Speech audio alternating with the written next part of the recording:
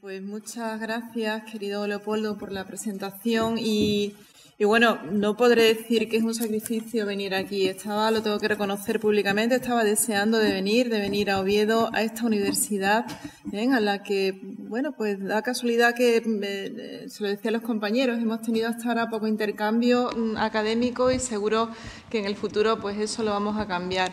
Y además hacerlo viniendo aquí pues de la mano de la Real Academia Asturiana de Jurisprudencia y de la mano de un compañero tan querido y admirado como es el profesor Tolívar, pues es un auténtico lujo. El tiempo, como si estuviera nevando o diluviando, yo estaría pues igual de feliz y disfrutando además de lo que no tenemos ahí abajo en Sevilla, que tenemos mucho frío, mucha humedad, pero no vemos las cosas bonitas que se ven aquí también del panorama de la nieve.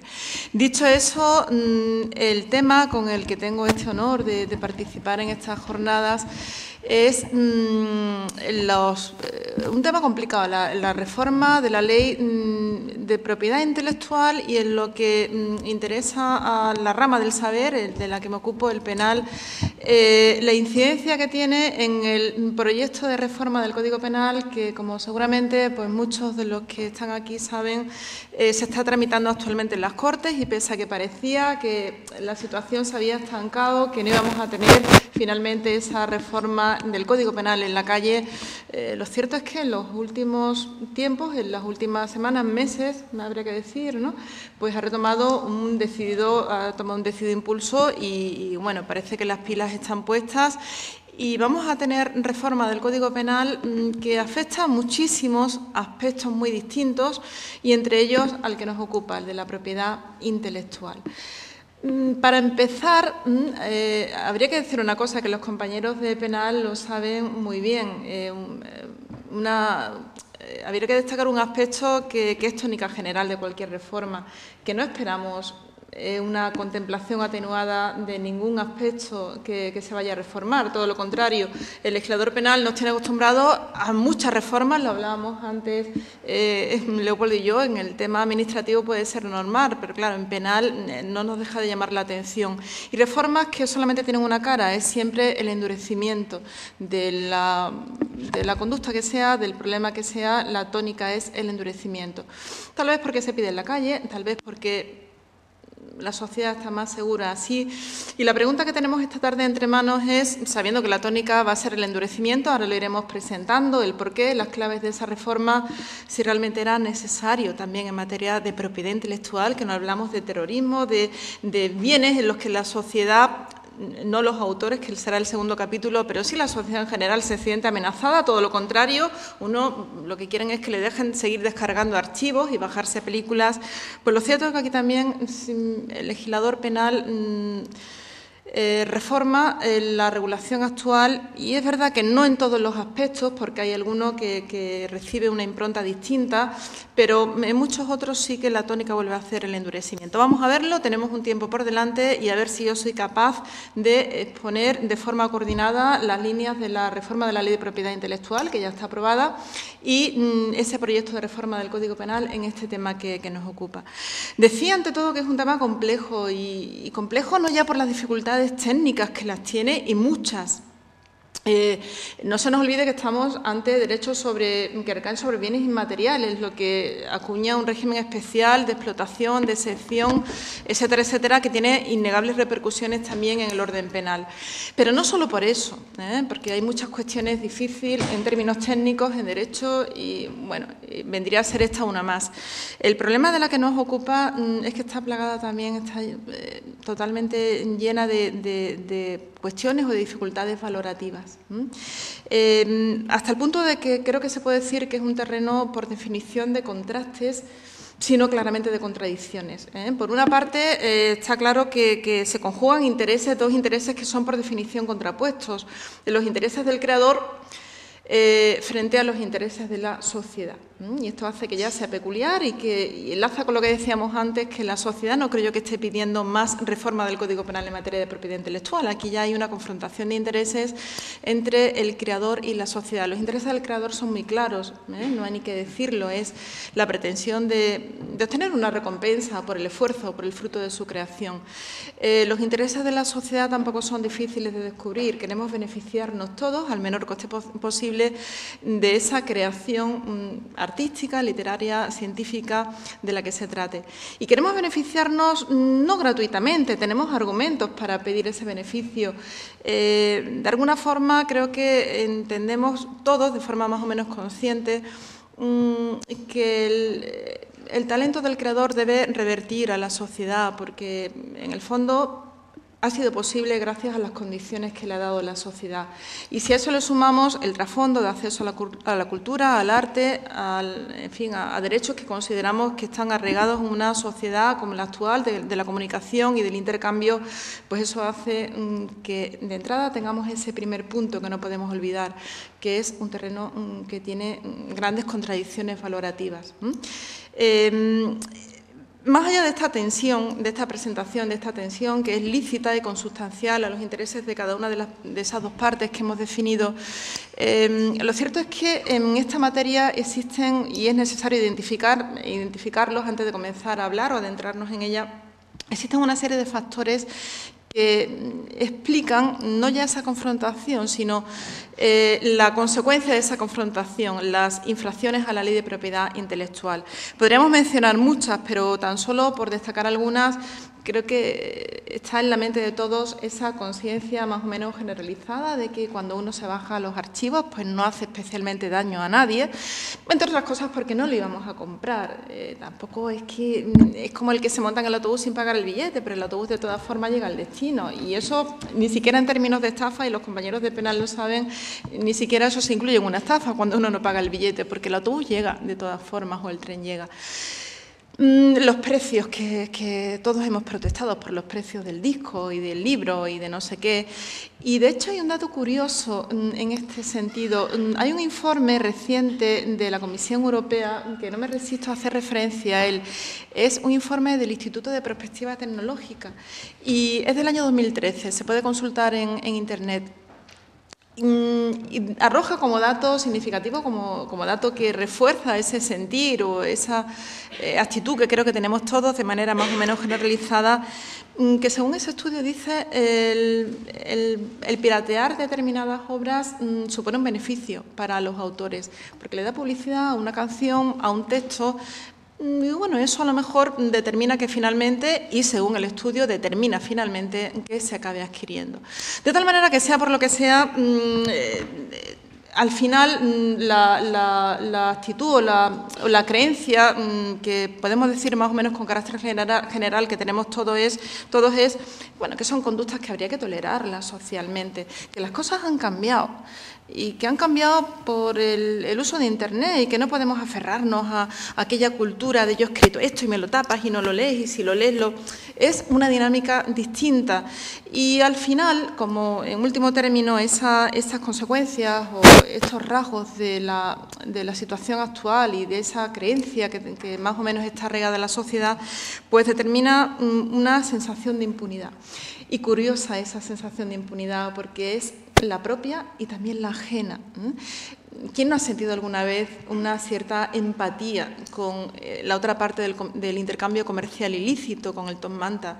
Pobrecillo, pero si es que está ahí vendiendo, si es que no tiene otra cosa que hacer, ¿qué quiere? ¿Que robe? Creo que es la frase que más se ha repetido. ¿Qué quiere? ¿Que entonces robe? De alguna forma obtiene ingresos y tampoco está pidiendo, le compramos algo que compramos también los infractores, pero yo no soy infractor.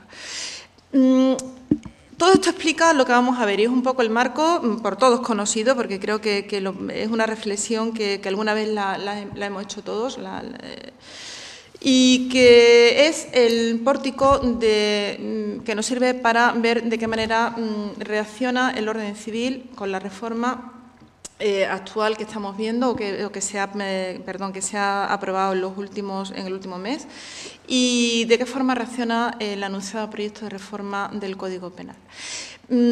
Esto marca una encrucijada importante en el momento actual. Estamos ante una doble reforma.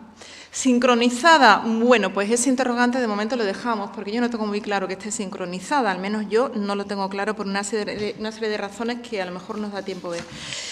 Pero lo cierto es que es una encrucijada que marca un antes y un después en la materia.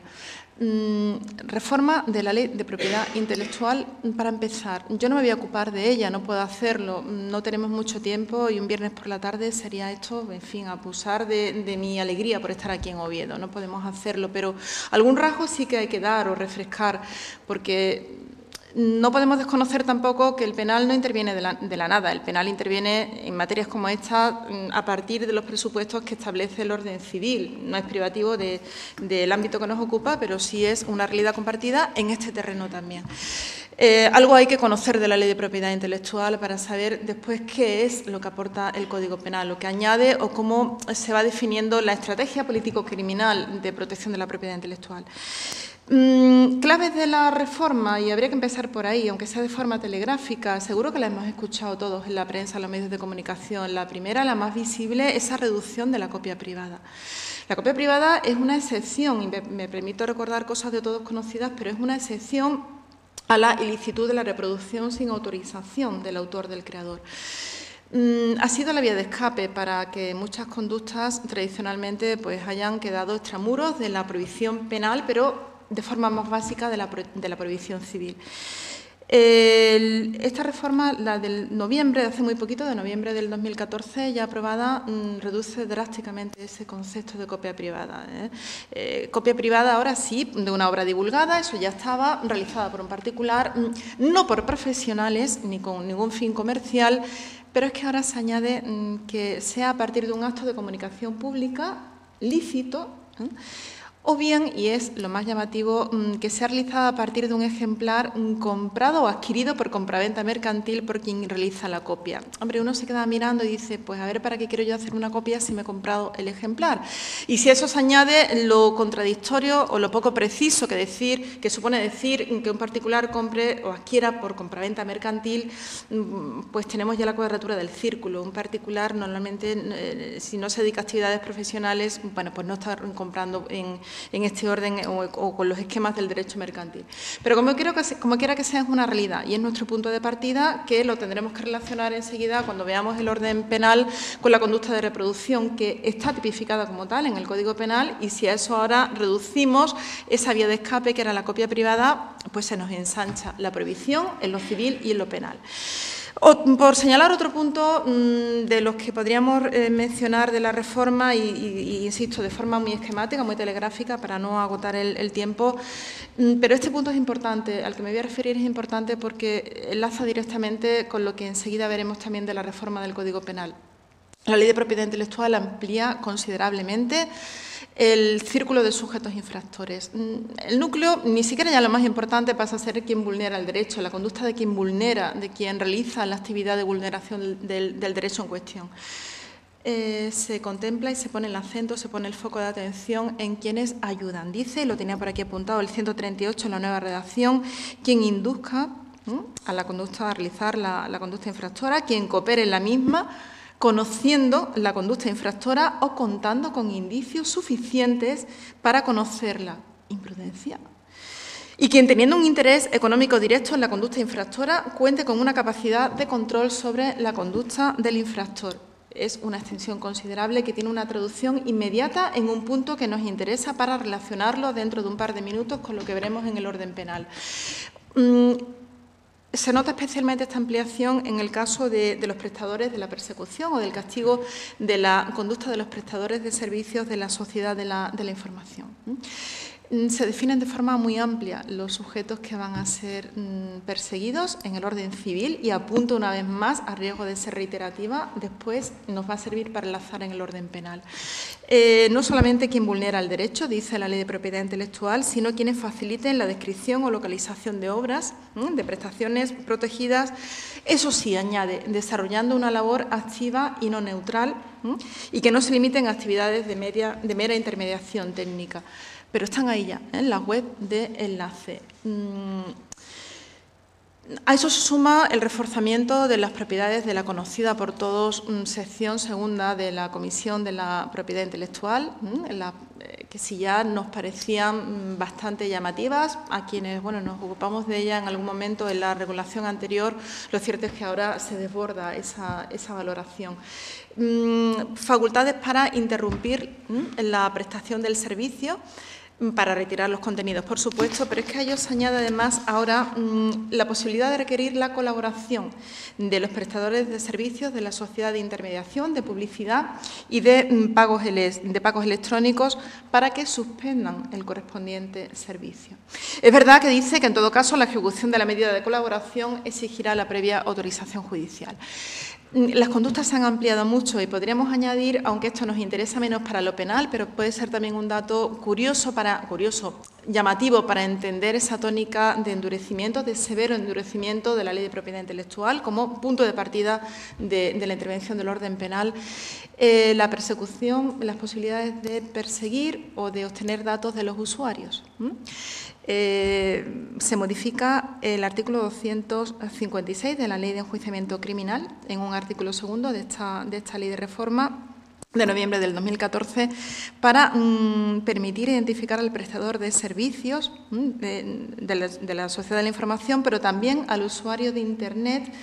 Y añade, siempre que haya mantenido en los 12 últimos meses relaciones de prestación de servicio con un prestador de servicios de la sociedad de la información y sobre el que recaigan indicios de que en ese tiempo, indicios razonables, de que ha estado poniendo a disposición o difundiendo de forma directa o indirecta contenidos. Y añade, y sigo leyendo, siempre que se trate de actos que no puedan considerarse realizados por meros consumidores finales de buena fe, y sin ánimos de obtención de beneficios económicos o comerciales. Y para ello habrá que tener en cuenta el volumen de obras descargadas y de obras no protegidas que han sido puestas a disposición de terceros o difundidas. Es curioso que se suprimió en el texto final la exigencia de que fuera a gran escala. Ahora dice solamente el texto posibilidad de pedir la identificación de los usuarios atendiendo a estos indicios a los que he hecho referencia. Pero esto es civil, nos sirve como pórtico indispensable para entender lo que enseguida vamos a ver, pero vámonos al penal. Y antes de irnos al penal, todavía una última cosa, que tiene que ver no ya con las reformas puntuales de la Ley de Propiedad Intelectual, sino con la ordenación clásica de los ámbitos de intervención civil y penal.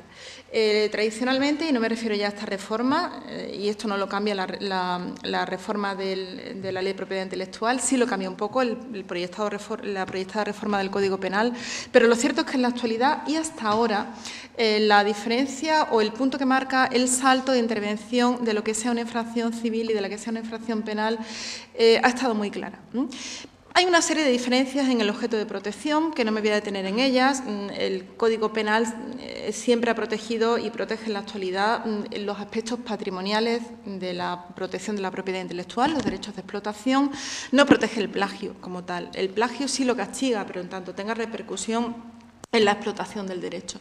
Pero el punto central, y es el que conviene no perder de vista en la regulación actual para conocer esa diferencia o ese punto que determina la intervención, que marca el salto de lo que sea civil a lo que sea penal, lo ha marcado y la marca todavía hoy, ya veremos qué pasa después con la reforma, la exigencia de comprobar un perjuicio a tercero en la conducta y, sobre todo, y es lo esencial, la comprobación de un elemento anímico por parte del infractor que actúe con ánimo de lucro. Esa ha sido y es todavía la coordenada básica. Luego nos referimos a ella. Me gustaría, por seguir presentando el problema, y ya solamente en un minuto, porque tenemos que aterrizar, que teniendo presentes estas coordenadas, cualquier aproximación a las estrategias, como así se llama el título de esta intervención que compartimos esta tarde, el punto de partida de las estrategias de protección penal. Esto requiere atender a dos focos, en esta y en cualquier otra materia, pero en esta de forma especialmente visible. Dos focos básicos. Primero, qué se castiga y, obviamente, cómo se castiga, lo que se castiga. El que se castiga no requiere solamente atender a esa ordenación a la que hacía referencia de cuándo el penal y cuándo el civil, que está apuntado muy con alfileres y luego ya volvemos. Requiere algo más también. Requiere aterrizar en la actitud, en el talante que tiene el legislador penal. Me refería antes a y era una pregunta que dejaba en el aire, así hay que cambiar un poco la mentalidad ante determinadas infracciones, que penal, lo he dicho, penal, sabemos que el legislador siempre quiere más y más, y al final da igual el partido que esté en el poder, no nos equivoquemos ni pongamos etiquetas, porque cuando está uno y cuando está otro, lo cierto es que la tónica es la misma, es inflar el Código Penal. Pero hay una pregunta de base, y no tiene que ver con lo que está ocurriendo, sino con una reflexión en torno a si eso es lógico en este terreno. No habrá que cambiar la mentalidad, al menos en el orden penal. Y sobre todo, ¿qué se trata de ir? ¿Contra quién se trata de ir? ¿Contra los grandes? ¿Contra los que ponen a disposición o quienes se benefician de esa puesta a disposición? ¿Contra quién hay que ir? ¿Contra los usuarios? ¿Contra los distribuidores? ¿Contra las ventas a gran escala, a pequeña escala? Es un punto de mira que nos delata el pulso y el talante que tenga el legislador respecto a la protección de la propiedad, el legislador penal, respecto a la protección de la propiedad intelectual. Y esa pregunta que sigue en el aire, cuando llegamos al punto no ya de la protección en general, no ya del libro, de lo que estamos acostumbrados o que hemos estado acostumbrados durante muchos años, sino la protección de una canción que circula por Internet, el mismo talante para todo, exactamente para todo igual. Vamos a ver qué va diciendo el código y me permito presentar rápidamente, aterrizamos ya en lo penal, presentar rápidamente las pautas que marcan esa estrategia de intervención penal y después vamos a ver qué es lo que cambia. Para presentar la situación actual de protección penal de la propiedad intelectual, habría que hacer referencia a una triple secuencia que es muy marcada, una triple secuencia de las conductas infractoras que es claramente perceptible, que es fácil de identificar y que, bueno, que corresponden a distintos ámbitos o distintos preceptos y, consiguientemente, distintos ámbitos de protección del legislador penal. Es muy fácil porque es una secuencia y la presentamos, insisto, de forma muy sencilla y no nos podemos perder. Lo primero, actos preparatorios. El Código pone el acento, el Código Penal pone el acento y no pierde de vista el castigo de actos que son meramente preparatorios. Luego volvemos, a ver si nos da tiempo, pero por si acaso no nos diera, castiga actos de fabricación, de tenencia, de posesión de dispositivos que permitan eludir medidas de protección de la propiedad intelectual. Eso no es vulnerar el derecho, esos son actos preparatorios, secuencias previas. Está ya en el Código Penal. No hablo de la reforma, lo tenemos ya. Segunda secuencia, si seguimos en esa línea, en esa viñeta, la siguiente que nos encontramos es los actos previamente de vulneración del derecho. Y pasamos a una tercera, serían conductas posteriores que también están en el Código Penal, conductas de importación, de exportación de obras que ya sean, respecto a las que se han vulnerado de ejemplares de obras correspondientes a obras que han sido objeto de vulneración de los derechos de autor. Conductas de almacenamiento también de esas copias ya realizadas y que han sido como tales y que son como tales constitutivas de una infracción a la propiedad intelectual, infracción penal puede ser. Ahora lo vamos a comprobar. Yo me quisiera centrar y luego ya conforme a los flecos de tiempo que nos queden, pues vamos recogiendo lo que dejamos en el camino, pero yo me quisiera centrar de momento en la segunda secuencia, que es la básica, es la gorda, si me permiten la expresión, es la más llamativa y la que no puede pasar por alto a ningún legislador. Las conductas de infracción de la propiedad intelectual, las propiamente infractoras. Claro que están en el Código Penal y claro que, por lo que ya hemos dicho, de alguna forma descansan en la regulación civil. El punto de partida era de la regulación civil, de la Ley de Propiedad Intelectual, tanto antes como ahora, tras la reforma del 2014, es la protección de los derechos que corresponden al autor sobre su obra y dice en especial derecho de reproducción, distribución, comunicación pública y transformación, sin autorización, lógicamente, del autor. O de los titulares del derecho correspondiente de propiedad intelectual. Código Penal 270, apartado primero. Castiga quien realice sin autorización de los titulares de los correspondientes derechos igualmente el plagio, reproducción, distribución o comunicación pública. Prácticamente es lo mismo, pero nos llama ya la atención, creo, al leerlo, que no es exactamente lo mismo. Está el plagio, que hemos dicho, lo decía yo hace un momento, que en penal el plagio no estaba tipificado como tal. No está tipificado como tal siempre que se acoten conductas de plagio. Cuando se orienta a fines de explotación, sí está, y efectivamente 270 del Código Penal, plagio con esa orientación de explotación, que por cierto, será también un acto preparatorio en alguna forma al plagio, porque si yo me dedico aquí a copiar un cuadro de no sé qué o a imitar una escultura, en tanto no la ordene a la explotación económica, eso no es. No tiene los tintes que requiere el Código Penal, no es explotación del derecho. Si se castiga el plagio con fines de explotación es que todavía no lo he explotado, porque si no ya sería conductas de las que hemos visto, de reproducción, distribución, lo que sea. Se nos cuela también, por cierto, en este núcleo esencial un acto preparatorio. Pero más allá de eso, sin embargo, llama la atención un aspecto en sentido contrario. No están en el Código Penal las conductas de transformación de la obra. Sin embargo, las he leído en el 17 de la Ley de Propiedad Intelectual. Difícil explicación y es curioso, porque la transformación se contempla como objeto de protección. La obra transformada se contempla como objeto de protección en el Código Penal. Lo que no se contempla es la conducta de transformación de la obra. Ya veremos si esto lo soluciona el proyecto de reforma. Los conceptos de reproducción, distribución, comunicación pública, pues requieren remitirse a la Ley de Propiedad Intelectual. No voy a hacerlo, más o menos son, creo, conocidos por todos. Y sí pongo una vez más el acento para entender las coordenadas actuales en el punto al que condiciona la intervención el Código Penal en la actualidad. Ya no hablamos de la reforma, sino en la actualidad. Perjuicio a tercero y ánimo de lucro, ya lo hemos enunciado. Es la auténtica clave para entender lo que castiga el Código Penal en la situación actual. El ánimo de lucro es un elemento subjetivo del injusto, un elemento trascendente al dolo. El dolo es conocer y querer, los elementos del tipo, que es una conducta de reproducción no autorizada. Pero es que además un elemento subjetivo es trascendente a ese conocimiento y voluntad de realizar los elementos del tipo. Es un ánimo de obtener algo, en este caso un beneficio. En los delitos patrimoniales, el ánimo de lucro, que está presente en muchos de ellos, en el robo, en el hurto, podemos poner muchos ejemplos, los tribunales lo entienden como cualquier ventaja patrimonial ilícita que pretende obtener el sujeto. ¿Se entiende igual en materia de propiedad intelectual? Una circular de la Fiscalía General del Estado del año 2006 dejó sentado como criterio que después han seguido los tribunales, que el ánimo de lucro requiere algo más que un beneficio directo o indirecto, que requiere que realmente haya un ánimo de lucro comercial. Esto es importante. Cuando yo pirateo un disco como usuario, como particular, porque no me lo quiero comprar, porque no me voy a gastar 25 euros o 22 euros en comprarlo, yo tengo un ánimo de lucro, claro. Lo que pasa es que es un ánimo de lucro indirecto, que no me quiero comprar el original. Si el ánimo de lucro se interpretara como se interpreta en el resto de los delitos patrimoniales, estas conductas serían típicas. Estaba claro que eso era demasiado para el penal.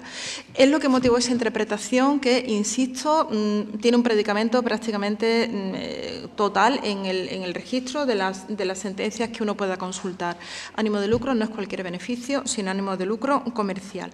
Deja impune conductas de los particulares por esta ausencia del elemento subjetivo y plantea dudas que vamos a ir arrastrando, las dejamos ahora planteadas, pero plantea dudas en determinados casos. Plantea dudas, por ejemplo, en los casos de beneficios por publicidad, en las páginas web que obtienen beneficios, que obtienen ingresos de la publicidad. Ánimo de lucro comercial, lo vamos a ir comprobando enseguida al hilo de la reforma. Sobre la base de esa coordenada, de ese eje esencial del Código Penal, del ánimo de lucro, entendido como lucro comercial, el tratamiento o el panorama actual de la protección penal de la propiedad intelectual se completa por una serie de rasgos que creo que también es interesante conocer. Hay una previsión especial, y esta es muy curiosa, para los casos de venta, de distribución, básicamente de las conductas de distribución al por menor realizadas por estos sujetos a los que nos referíamos antes, los que nos levantan con pasión la mayoría de las veces, los top mantas. En el año 2010, el legislador introdujo una reforma, introdujo un apartado que es común. No es que sea común, no es que esté en el mismo precepto, pero que el contenido es común a la propiedad intelectual y la propiedad industrial, la venta de bolsos, si fuera marcas o propiedad industrial. Introdujo un apartado con la finalidad, en principio, de reservar un tratamiento privilegiado para estos sujetos. Así lo decía la exposición de motivos. Son sujetos que están en situación de necesidad, que están en situación de irregularidad y que en el fondo están vendiendo al por menor. Que tampoco el volumen del injusto, el daño que hacen es considerable. En función o en atención a esas circunstancias, se rebajó la pena considerablemente. Si los atentados a la propiedad intelectual tienen en la actualidad una pena de hasta 2 años de prisión, con las cualificaciones podemos subir a 4. En la reforma para estos sujetos en el año 2010, desde el año 2010, la pena es exclusivamente de multa, de 3 a 6 meses, o bien una pena de trabajos en beneficio de la comunidad de 31 a 60 días. En principio lo vemos, si comprobamos esa reforma, si leemos la exposición de motivos, pues uno dice, bueno, pues el legislador ha sido sensible a lo que nos pasa a todos cuando vemos a estos sujetos vendiendo, que no lo podemos equiparar, aunque sean infractores, pero no lo podemos equiparar a los grandes, a quienes realmente están haciendo daño. Qué curioso, sin embargo, que antes de esa reforma la práctica general de los tribunales de justicia, generalizada, debería decir, de los tribunales de justicia era conceder espacios de impunidad para estos sujetos sobre la base de que su injusto, lo que hemos dicho, de que su injusto era menor, de que el contenido, el desvalor de su conducta no era muy elevada. Si uno hace un rastreo por la jurisprudencia, difícilmente va a encontrar condenas antes del año 2010. No merecía el reproche penal, y así lo entendían los tribunales, sobre la base de esa vía interpretativa de exigencia de un mínimo de lesividad material de la conducta. Si eso es así, lo que supuso la reforma del 2010 fue asegurar el castigo de estos sujetos. No era tanto un privilegio. En la práctica, y uno al final se queda con la duda, ¿era ingenuo el legislador o no era ingenuo? Pero lo cierto es que nada de privilegio, lo que ha hecho es asegurar el castigo de estos sujetos. Con un dato curioso todavía. Dice el Código Penal desde la reforma, se aplicará esa pena, que es considerablemente más beneficiosa, siempre que no concurra ninguna cualificación. Entre las cualificaciones está la pertenencia a una organización criminal. ¿Quién de estos vendedores está al margen de una organización criminal? No están vendiendo para alguien, para una red que es la que le proporciona el material y a la que en definitiva le rinde cuentas de lo vendido y de lo no vendido. Claro, si uno ya hila todo, pues le sale que se castiga y que además tendrá que castigarse entonces otra vez con la pena del tipo básico porque concurre una cualificación. Pero es que además en los supuestos en los que realmente se aplique este precepto hay otro dato que también puede ser curioso, a lo mejor no es el decisivo de estas reformas, pero son efectos colaterales importantes. En el Código Penal en el artículo 89 se contempla un régimen excepcional para quienes cometen un delito y que son sujetos en situación de irregularidad, extranjeros que están en situación de irregularidad. En los casos en los que el delito cometido tenga pena de prisión inferior a 6 años, el Código contempla como regla general la expulsión del extranjero. No el cumplimiento de la pena, sino la expulsión del extranjero. Volvemos a leer la nueva pena, es una pena de multa, trabajo en beneficio de la comunidad. Ya no es pena privativa de libertad, que es la que permite la expulsión. Bueno, digo todo esto un poco como reflexión en voz alta, que al final uno cuando ve esta atenuación para estos sujetos específicos dedicados a la distribución, con esa buena voluntad del legislador, pues uno no sabe qué pensar, si es que no se da cuenta o si piensa que los demás son los que no se dan cuenta. Como quiera que sea, ese es el panorama que tenemos, infracciones tipo básico, conductas que están en la Ley de Propiedad Intelectual, pero con ánimo de lucro, esencial, y luego tipos atenuados y tipos cualificados, a los que me he referido por encima, por ejemplo, pertenencia a organización criminal, cuantía del beneficio económico que sea especialmente importante o utilización de menores para cometer esos delitos. Eso es lo que tenemos. Y así hemos estado y estamos funcionando, con ciertos márgenes de dudas, por eso del ánimo de lucro, de los beneficios por publicidad, pero bueno, es una situación que al menos los tribunales han intentado reconducirla a los umbrales mínimos de la intervención penal, ya fuera por la vía a la que acabamos de hacer referencia de las ventas a pequeña escala o incluso a la hora de interpretar lo que deba entenderse por ánimo de lucro. Y llegamos a esa reforma que parecía que estaba muerta, pero que está resucitando a una velocidad increíble. Y en esa reforma cambian muchas cosas. y da mucho que pensar esa reforma. Primero, si antes el Código se refería a conductas de reproducción tasadas, ¿no? Conductas tasadas de plagio, reproducción, distribución o comunicación pública, ahora el Código dice se castiga al que sin autorización tal explote económicamente un derecho de propiedad intelectual, concurriendo el resto de los requisitos. En especial, como supuesto especial, pero no único, el plagio, la reproducción, distribución o comunicación pública. Es un importante cambio de paradigma de la persecución penal. No se trata ya de castigar, y nos olvidamos ahora de las restricciones que vengan después por las exigencias anímicas, elementos subjetivos del injusto, de ánimo de lucro. Estamos en una secuencia previa, estamos en la descripción objetiva de la conducta. El Código ya no quiere castigar a los pequeños, claramente. Exige que la conducta sea de explotación económica, o va a exigir, si se aprueba, que la conducta sea de explotación económica. Desde luego, esto de entrada parece digno de aplauso. No esperar a la inseguridad del tipo subjetivo, de los elementos subjetivos, sino ya la descripción de la conducta objetiva expulsa a quienes no exploten económicamente. Expulsa claramente a los usuarios que intercambian archivos en redes P2P, en redes, por ejemplo, de P2P. No hace falta esperar al ánimo de lucro, a interpretar eso a que nos referíamos antes, que lo que ahorro es comprarme, no pretendo lucrarme en el sentido de obtener, sino no desembolsar. Ya no me hace falta entrar ahí, ya no nos hace falta entrar ahí. La conducta no es de explotación económica, con lo cual, al menos en el orden penal, pues se queda uno tranquilo. Conductas de reproducción, pues lo mismo. Antes las absoluciones por fotocopia de libros protegidos y que requerían o habían motivado que los tribunales hicieran a veces auténticas piruetas interpretativas en el sentido de asociar ese ánimo de lucro indispensable al uso posterior que se diera de la fotocopia. Ahora ya las vamos a dejar fuera. No hay que esperar a esa interpretación o a ese elemento subjetivo. La conducta no es de explotación económica. Cuando uno realiza fotocopias de obras no permitidas, son ilícitas civilmente, no se nos olvide, y más ahora con la reforma de la copia privada, civilmente están ahí, pero bueno, al menos en el orden penal, que es el más severo y que no se puede permitir solaparse con el civil, queda claro que esto queda extramuros de la intervención penal. Por otra parte, otro beneficio, y era justo en sentido opuesto de ampliación, me refería a las conductas de transformación que no estaban en el Código Penal cuando están en la Ley Civil. Explotación económica, pues claro, también la transformación, siempre que se realice con esos fines económicos.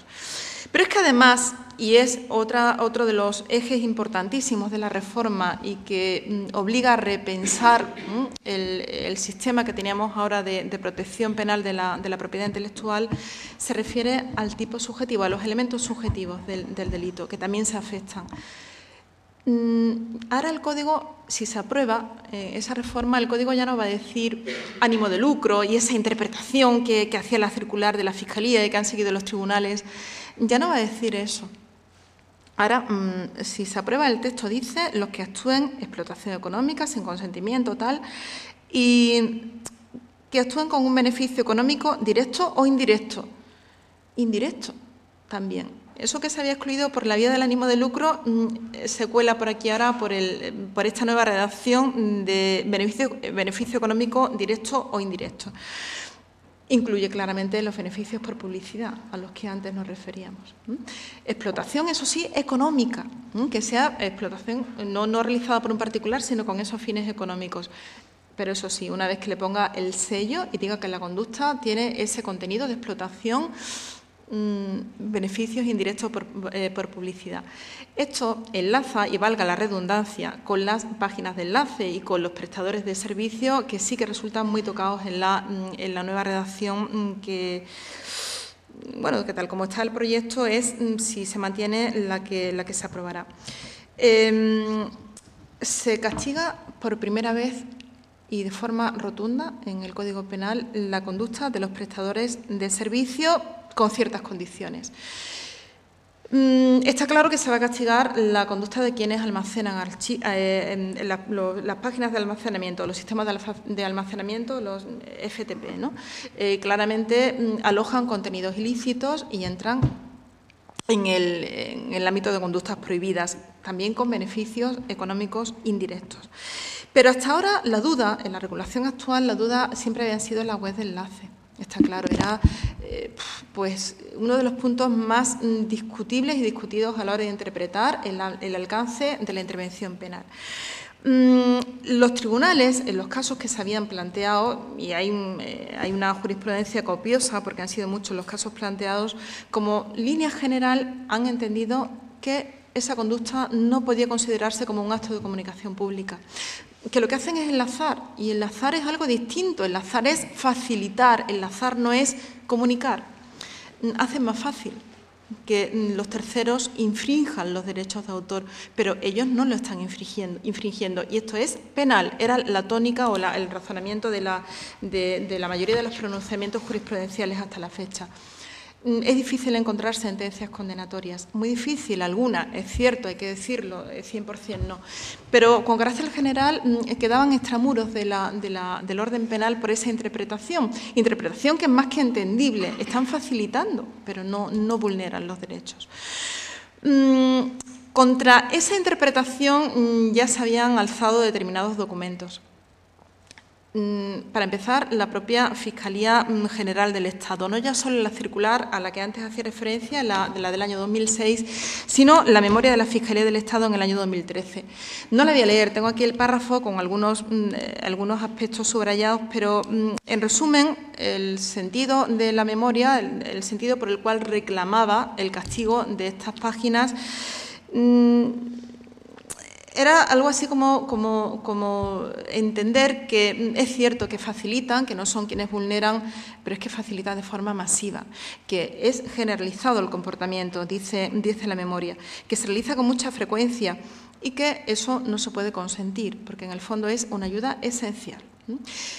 Hay un segundo documento que es ajeno ya a nuestro entorno, a nuestro sistema incluso, también venía reclamando para nuestro país el castigo de estas páginas. El temido y terrible, odioso, supongo, informe el 301, se conoce así, ¿no?, que publica todos los años, en el mes de abril, la Oficina de Comercio estadounidense, haciéndose eco de las recomendaciones y valoraciones de grupos de presión privados. Había reclamado en algún informe para nuestro país el castigo de estas páginas. Y es curioso porque desde el año 2008 al 2011 nosotros estuvimos en la lista negra, con tirones de orejas grandes, entre ellos este. En el año, creo que era el 2011, si uno lo repasa el informe, el contenido, el tirón de orejas, y en la lista negra venía por las absoluciones, esas a las que antes me refería, que era la práctica común de los tribunales de justicia, entendiendo que las webs de enlace enlazan, pero que eso no es propiamente un acto de comunicación pública. Era uno de los tirones de oreja a nuestro país. Desde el año 2012 hemos dejado de estar en la lista negra. Bueno, escalonadamente. 12 y 13 estuvimos como país observado, no como país de lista negra, pero sí como país observado, porque tenemos que completar una serie de recomendaciones, entre ellas también, qué curioso, la de identificación de los infractores, que ahora la tenemos ya en la Ley de Propiedad Intelectual. Y también tirón de orejas o observadores, o mejor dicho, país observado, porque esa interpretación del ánimo de lucro no era sostenible. Decía también el informe, el beneficio económico indirecto tenía que estar en el Código Penal. Lo hemos cumplido todo, por lo civil y por lo penal. Y eso pues determina que en el año 2014 estamos en los países que somos poco menos que un ejemplo. Claro, en cualquiera no está de ejemplo. Si la Ley de Propiedad Intelectual avanzando todo lo que puede y el Código Penal avanzando conforme a lo que estamos viendo. ¿Por qué? Porque volviendo a lo que estábamos diciendo antes, esas páginas de enlace, nuestro Código decididamente ya las castiga. Y el problema no es que las castigue, que puede ser más o menos discutible, pero bueno, para eso está la valoración y el debate y las posturas contrapuestas, y no habría en fin, no tendría por qué ser un punto especialmente significativo.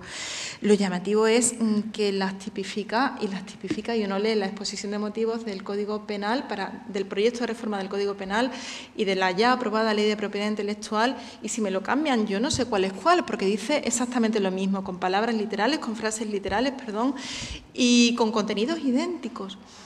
Eso abre una pregunta distinta. El Código Penal es el refuerzo de lo que diga la Ley de Propiedad Intelectual, porque por el informe 301, porque lo venía reclamando el Ministerio, la Fiscalía General del Estado, dice el Código Penal, se castigará al prestador de servicios, eso sí, con una serie de límites, pero que son los mismos que están en la Ley de Propiedad Intelectual.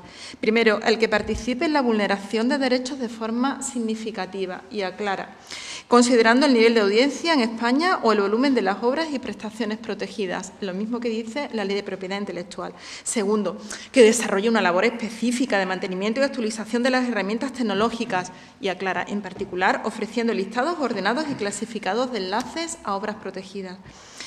Y tercero, y lo leímos antes en la Ley de Propiedad Intelectual, que no se limite a un tratamiento meramente técnico o automático, que no sean motores neutrales de búsqueda. Es lo mismo que está en la Ley de Propiedad Intelectual, pero claro, que no me despiste, que es que ahora esto es Código Penal, y Código Penal con penas que se han aumentado considerablemente. Ahora también me refiero a ello de forma breve. Si esto además se suma que esas páginas de enlace se van a castigar porque el tipo subjetivo, los elementos subjetivos han cambiado y se admiten el beneficio económico indirecto, pues bueno, el engorde, si me permite la expresión, está servido. Esto es propiedad intelectual, sanción civil, pero claro, llevada al orden penal. Y lo civil puede estar bien, pero esto, repito, es penal, y en penal los conceptos indeterminados siempre lo hemos criticado, y además con severidad, que tienen que ser conductas tasadas y se requiere ley orgánica. ¿Cómo vas a meter por esta vía conceptos que no se sabe qué es realmente lo que está diciendo? Vulneración de derechos de forma significativa, ¿eso qué es? ¿De quién depende la interpretación? Explotación, volumen de explotación económica, nivel de audiencia en España. Supone además el castigo de algo que en penal es, como regla general, inadmisible. Diluir los diferentes grados de participación y hacer de todo un paquete, y me da igual, no me digas nada, todo lo castigo con la misma pena. Castiga igual conductas de favorecimiento que conductas de vulneración. Eso lo hemos visto en la Ley de Propiedad Intelectual, en la reforma, ¿no? Era una de las claves que dábamos, era esa expansión del concepto de infractor en el que todo se confunde. Era civil, pero es que ahora esto es penal. Los que se castigan al que colabora con esa función de intermediación, ¿verdad?, como un motor de búsqueda, pero que está colaborando, no se nos olvide, y tiene la misma pena que quien está infringiendo el derecho. Y no solo tiene la misma pena de quien está infringiendo el derecho, sino que tiene una ventaja esencial, que me permite saltar el problema que supondría no encontrar, porque a lo mejor la página no está ubicada en España, si no encuentro el principal me da igual, pero castigo al que está ayudando. El principal no lo castigo, pero sí, la accesoriedad, eso que en penal lo manejamos tanto, la accesoriedad de la participación, aquí también me la salto, no hay problema. Esto es penal. Y si a eso sumamos que no solo las conductas coinciden, sino que si hacemos abstracción obviamente de la responsabilidad de la pena privativa de libertad, las consecuencias también coinciden: retirada de los contenidos, introducción de la prestación del servicio, bloqueo del servicio como caso extremo en caso de reiteración. Es lo mismo que habíamos leído en Ley de Propiedad Intelectual, esas consecuencias son las mismas. Pues ¿qué pasa al final? No ya que uno no sepa si está en el ámbito penal o en el civil, sino que como precisamente no lo sabe, lo que cabe augurar es que las demandas van a ir por la vía penal, no por la vía civil. ¿Para qué si tengo esta? Sí, que es mucho más tanque, mucho más elefante, tiene las consecuencias civiles y además la pena de prisión, y con la agilidad y las ventajas de investigación del proceso penal. Eso en la... ¿Qué tiempo tenemos? Aquí hasta las 8:05. 8:05. Entonces, una breve referencia también para completar este panorama de la reforma. Este es lo que atañe al núcleo duro, a las conductas de vulneración del derecho. Hacía referencia a una importante modificación también en materia de actos preparatorios, que están ya en el Código Penal, no se están tipificando por primera vez, ni es una crítica que se pueda dirigir por vez primera al Código Penal. Nos puede gustar más o menos, y eso a los penalistas no nos gusta mucho, que estén los actos preparatorios ahí mezclados con los actos ejecutivos, por esa quiebra del principio de proporcionalidad. En el Código Penal estaba ya, lo hemos referido antes, en las conductas de fabricación, lo leo: fabricación, puesta en circulación y tenencia de cualquier medio específicamente destinado a la supresión no autorizada o la neutralización de cualquier dispositivo técnico que se haya utilizado para proteger programas de ordenador o cualquiera de las obras, interpretaciones o ejecuciones. Eso se castiga hoy día, antes de la reforma, con una pena la misma que la vulneración del derecho, de hasta 2 años de prisión, la misma. Y es un acto preparatorio, y un acto preparatorio que además consiste en la tenencia de dispositivos. 2 años de prisión, la misma que si la conducta es de reproducción, distribución, plagio, comunicación pública, conductas de vulneración. La reforma aquí pues interviene, hay una serie de aspectos que me parece también significativo referirnos a ellos para entender sus claves. Introduce una exigencia importante que sí que es de aplaudir, que es la exigencia de finalidad comercial. Nos deja tranquilos, no vaya a ser que tengamos un dispositivo que nos han dejado para un solo CD, utilizarlo una única vez para quitarle la protección a un material protegido, a un CD, a una obra, lo que sea, un soporte, y bueno, nos deja tranquilos porque ahora sí que requiere finalidad comercial. En la tónica de lo exigido lo hemos visto en la vulneración del derecho. Es de aplaudir, sin lugar a dudas, elimina esa amplitud que tenía en la actualidad esta conducta. Suprime, y ahora en sentido contrario sería la valoración, porque es una ampliación del ámbito típico y no se nos olvide que tiene penas de hasta 2 años, que por cierto en la reforma llegan hasta los 3. Suprime la exigencia de que el dispositivo estuviera específicamente destinado, que es lo que dice hoy la ley, ese aparatito que se posee o que se tiene, que estuviera específicamente destinado a eludir los sistemas de protección. La reforma dice: no es que esté específicamente orientado, sino que esté principalmente orientado. Esto tiene una traducción práctica inmediata porque en la jurisprudencia o en los casos que se habían llegado a los tribunales se planteaba en muchas ocasiones que estos dispositivos tenían una segunda finalidad, una segunda función. Por ejemplo, en el caso y me estoy refiriendo a uno de los supuestos en los que se planteó este problema, eran unas consolas de videojuegos provistas de un dispositivo cuya supresión es verdad que permitía la lectura de videojuegos no originales, pero también es verdad que tenían una finalidad ulterior, que era la lectura de los juegos que venían en la versión americana, no ya en la europea. Se escurría. Por tanto, como tenía una finalidad adicional, sí que era secundaria, aunque no fuera a la que realmente respondía la tenencia de estos dispositivos, pero se escurría por aquí la responsabilidad penal. La reforma eso lo elimina. Entonces, por una parte vemos una restricción y por otra una ampliación, pero claro, penas de hasta 3 años de prisión ahora. Para entender por qué los 3 años de prisión es porque en la vulneración del derecho, y ahora me refiero al final, ha experimentado también un incremento, ya va por los 4, entonces esto se queda en los 3 y uno dice que bien, ya hay una graduación, ya el acto preparatorio tiene un añito menos que el ejecutivo, sí, pero claro, ¿qué graduación? Si seguimos subiendo le puedes poner a uno 20 y a otro 21. Esa es la tónica de la reforma. Y eso ha añadido además 2 conductas nuevas que hasta ahora no estaban, que no están en el Código Penal y que tienen que ver también con los actos preparatorios, ensanche y más del Código Penal. Eliminación o modificación de medidas tecnológicas incorporadas a los dispositivos o bien la elusión o facilitación de la elusión de esas medidas tecnológicas de protección de la propiedad intelectual. Y aquí en estas 2 nuevas, que tienen hasta 4 años de prisión, no exige, salvo que se cambie última hora el texto, no exige la actuación con finalidad comercial. 4 años de prisión por la eliminación o modificación no autorizada de las medidas tecnológicas para evitar la copia de un dispositivo. Si queda así el texto, eso es lo que vamos a tener. Llegados a este punto, yo he ido un poco pues saltando y enfocando, como si fuera esto una linterna, pues algunos puntos de cada una de las reformas de la propiedad intelectual y sobre todo del Código Penal, que es lo que interesaba para la intervención. Al final, ¿qué valoración queda de esto? Cuesta casi trabajo. Lo hablábamos antes, al final me parece que es casi una reforma de luces y de sombras. Por un lado de luces, está claro, y la luz principal, exigencia de finalidad comercial para que la conducta vulneradora entre en el ámbito penal. Claramente no vamos ya por los usuarios en el orden penal, como hace, por ejemplo, el sistema francés, que habrá también que volver la vista al derecho comparado para obtener una visión conjunta. Aquí ya no. Los usuarios quedan totalmente fuera de la órbita penal. Junto con eso, pues hemos visto muchas sombras. Creo que en estas pinceladas que han sido rápidas y necesariamente incompletas, pero creo que hemos visto muchas sombras. Aumento de las penas y de qué manera. Ya se aumentaron, no es la primera vez que se aumentan en propiedad intelectual, ya se aumentaron en el año 2003. La pena de multa se incrementó y se hizo, además, cumulativa con la pena de prisión. En el año 2010, la reforma que parecía que era para disminuir la pena, la de los dos mantas, al final no ha sido para disminuir la pena, sino más bien para todo lo contrario. Y no vamos a dejar ya de suponer la ingenuidad del legislador que no se da cuenta y dice, ay, pues no me he dado cuenta.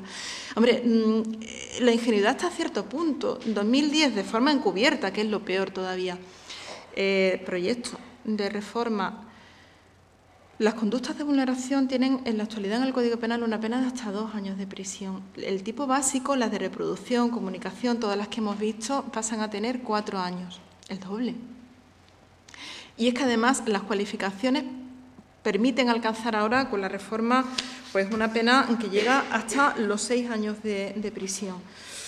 6 años de prisión para los supuestos en los que existe una cualificación. Antes estaban en 4, por ejemplo, pertenencia a organización criminal, utilización de menores, y alguna incluso se modifica, la que permite llegar a los 6 años de prisión. En la actualidad está la atención al beneficio económico obtenido. Proyecto de reforma, 6 años de prisión por el beneficio económico pretendido.